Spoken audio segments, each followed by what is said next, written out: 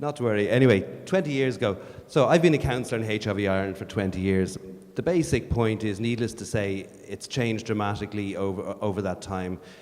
The primary milestone being the introduction of the heart medication. But when it was a terminal illness, the field of HIV counselling was pretty grim in the area of preparing people for to die and all that went with it. It was a horrible area, very challenging area to work with. It's worth pointing out, from that era, though, there were also incredible stories of human compassion and kindness that really came out at that time.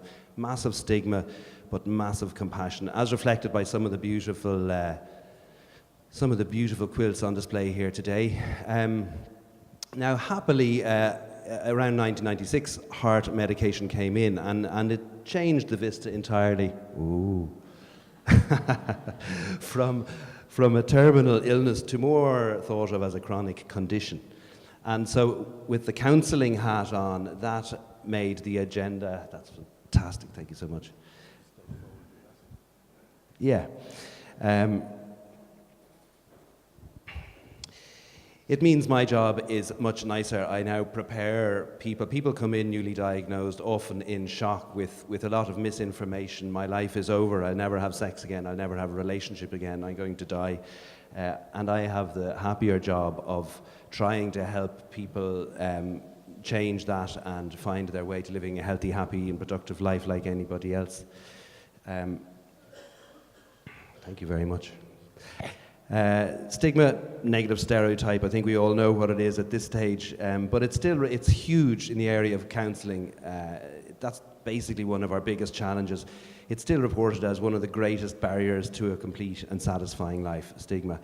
A couple of quick stats from the report that was launched today. A super bit of research. I was reading it, and a couple of the figures just really jumped out at me. Like 17% of people living with HIV have had suicidal thoughts over the last year, compared to perhaps 4% of the general population. Now, given that it is a chronic condition, and health can be very good, and medication can be maintained and so on, there's something happening that makes people living with HIV 4 times more likely to feel suicidal, and I suggest that's essentially stigma. 2/3 of people fear rejection in personal relationships, and 1/3 of people have actually experienced such rejection. 20% experience stigma from their direct family, and I don't need to say how traumatic and painful that can be.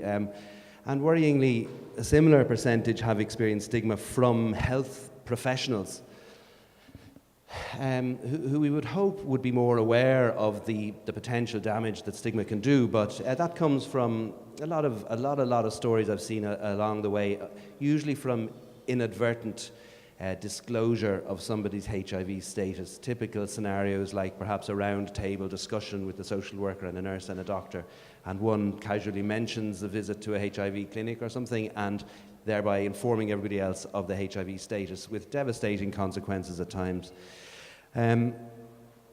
I guess more of this conference has been focused on externalized stigma, attitudes out there, and prejudices from friends, family, and doctors, and so on. From a counsellor's point of view, I'm probably more concerned with the internalized stigma, some things that Patrick identified there just before me, but the internalized self-judgment and shame and fear and disgust, those are really the enemies, and those are what I work with people with HIV, and they can be hugely damaging, needless to say. Can't really talk about stigma without mentioning disclosure. They're a very intimate relationship. In other words, if stigma didn't exist, then disclosure wouldn't be such a big issue in terms of HIV counselling, and it is. It's a really, really core issue in terms of helping people decide with whom they're going to share their status. That also has changed over the last 20 years. Before the heart medication, it was essentially involuntary because people tended to progress to serious illness and death, and it became something they were unable to hide, and so their status was not something that they could conceal. Post-heart, nowadays, happily, it's a very different scenario, because given that health can be very good and medication can be very manageable, that information can be held completely privately. And so disclosure is a discretionary thing nowadays. And so deciding to whom you disclose is a key part of HIV counselling.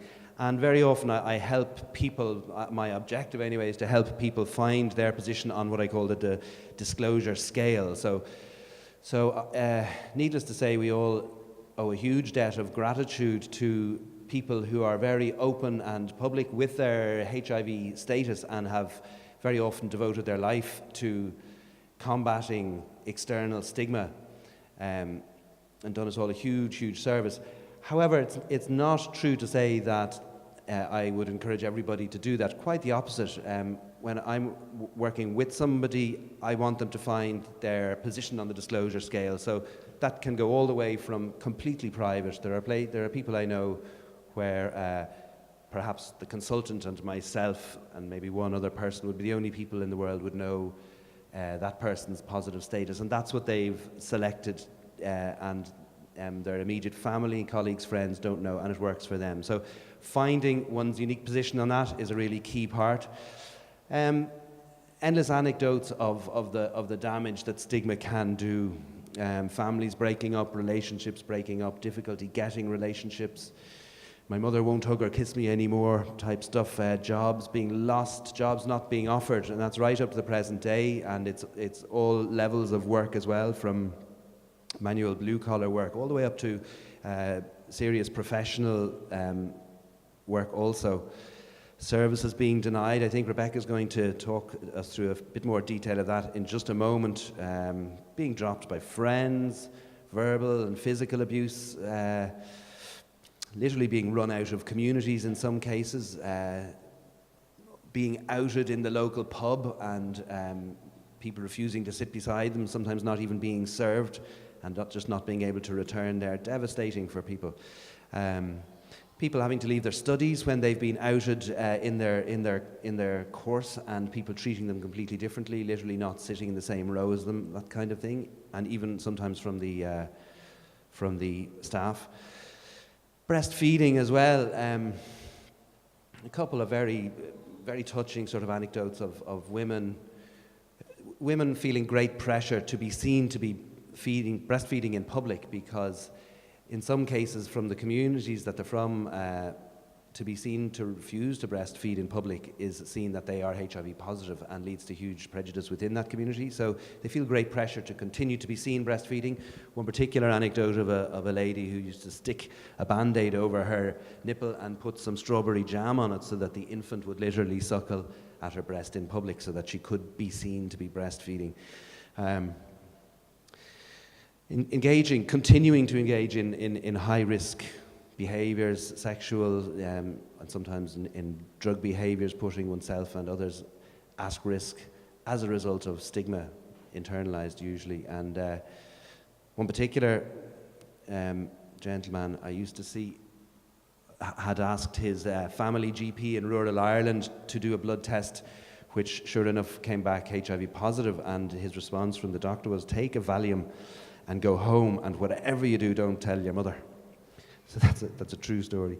Very briefly, because I know we're very tight on time, I think we created the seeds of this ourselves to some extent, because back in the day when it was a deadly disease and very little was understood about it, a lot of the media messages were basically designed to create fear and hatred and separation, images associating with the Grim Reaper and death and dying and suffering.